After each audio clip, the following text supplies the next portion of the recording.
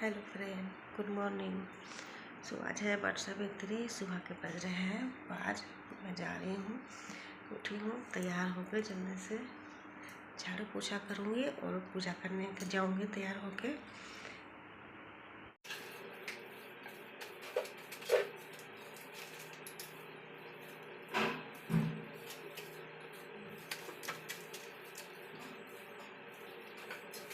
अभी मैं जस्ट नहा के आई हूँ और अभी मैंने ये पहनी है नाइटी, क्योंकि अभी मुझे पूजा का सामान भी सजाना है और तैयार भी होना के आलता लगाना है, इसलिए मैं साड़ी बाद में ही पहनूंगी।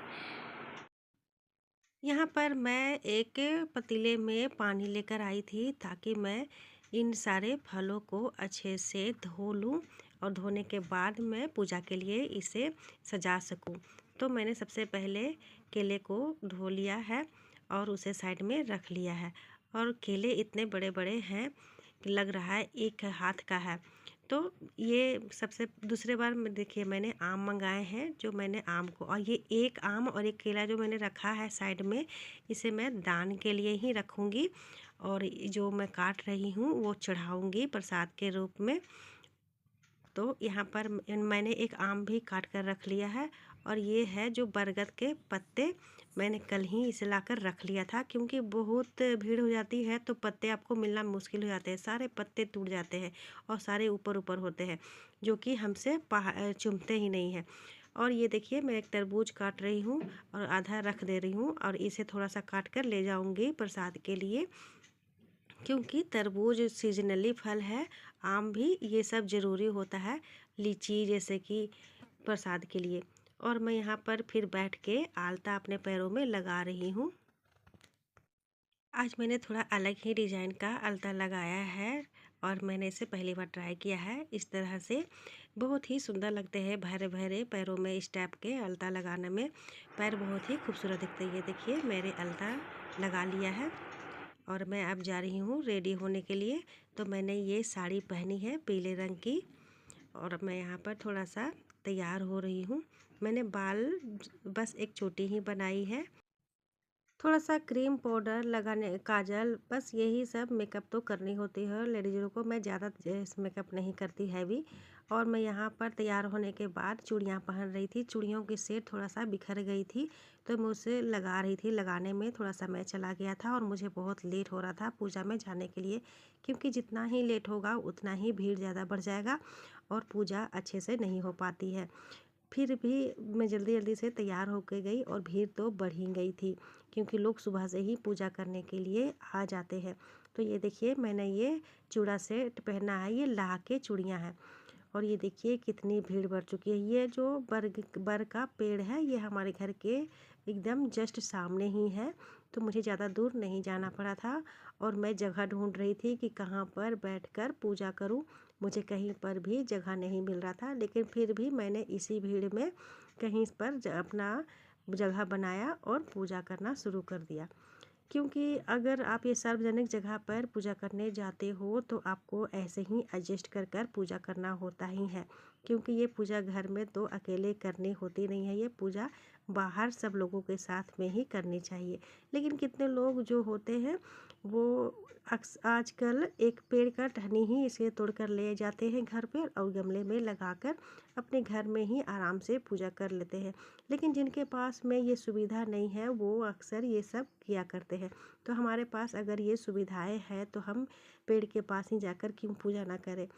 तो यहाँ पर इतनी भीड़ बढ़ती जा रही थी कि पूजा करना भी मुश्किल हो रहा था।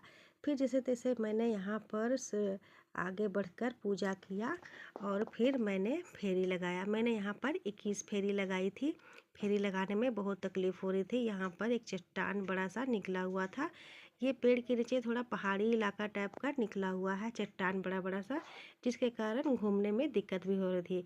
और वो जो औरतें सब पूजा कर रही हैं, कभी उनके बाल में अटक जा रहा था ये डोरी, तो कभी किसी के है अथी क्लिप में, तो कभी किसी के साड़ी में, तो इसलिए बहुत दिक्कत हो जाती है। फिर भी जैसे तैसे ये देखिए मैं ये दान का सामान सटा रही हूँ और इसे रख लूँगी अपने पूजा के थाली में ही, छोड़ूंगी नहीं, क्योंकि यहाँ पर सब जैसे दिया जलाते हैं उसे जलने की डर रहता है। क्योंकि अभी मैंने देखा कि किसी लेडीज का दान का सामान जल गया था, तो मैंने बस हटाया और उसे वहाँ रख लिया, क्योंकि ये मैं पंडित ब्राह्मण को दान करूँगी। और अब मैं यहाँ पर दिया जलाकर आरती कर लेती हूँ और रस्सी बांधूंगी ताकि मैं फेरी लगा सकूँ। तो फेरी लगाना इतना मैं तो एक तो हम लोग खाली पैर रहते हैं, और एक तो यहाँ पर ये ऊबड़ खाबड़ ज़मीन है जिसकी वजह से दिक्कत होती है और भीड़ हो, और यही बीच में इतना बड़ा चट्टान होने की वजह से फेरी लगाने में भी बहुत दिक्कत हो रही थी।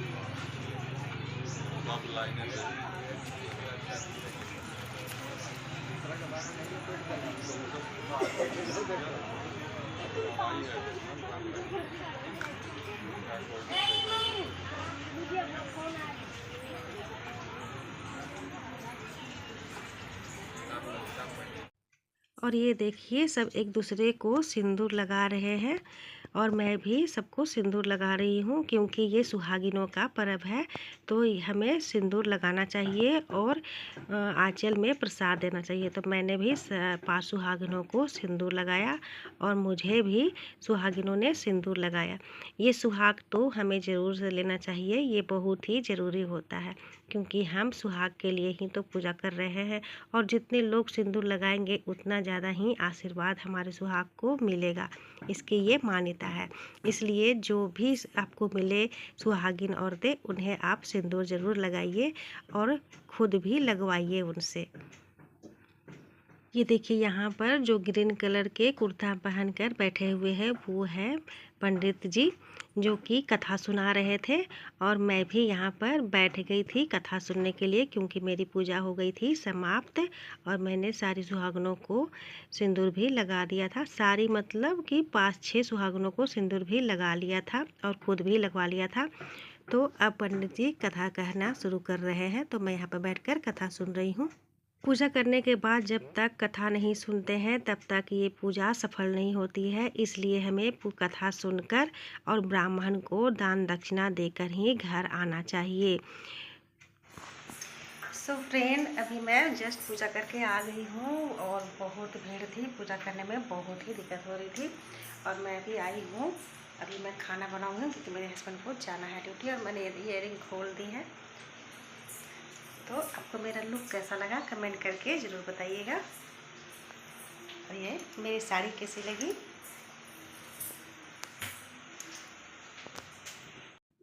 तो मेरे हस्बैंड भी नहाकर आ गए थे, तो मैं गई उन्हें टीका करने के लिए। पूजा करने के बाद अपने हस्बैंड को टीका करना ज़रूरी होता है, और मौली धागा भी बांधना चाहिए, और इस पंखे से हवा करनी चाहिए। सो फ्रेंड, अब मैं ब्लॉग को करती हूँ एंड। आपको ये ब्लॉग कैसा लगा हमें कमेंट करके ज़रूर बताइएगा। वीडियो पसंद आई हो तो लाइक करें, शेयर करें और सब्सक्राइब करना ना भूलें। Thanks for watching.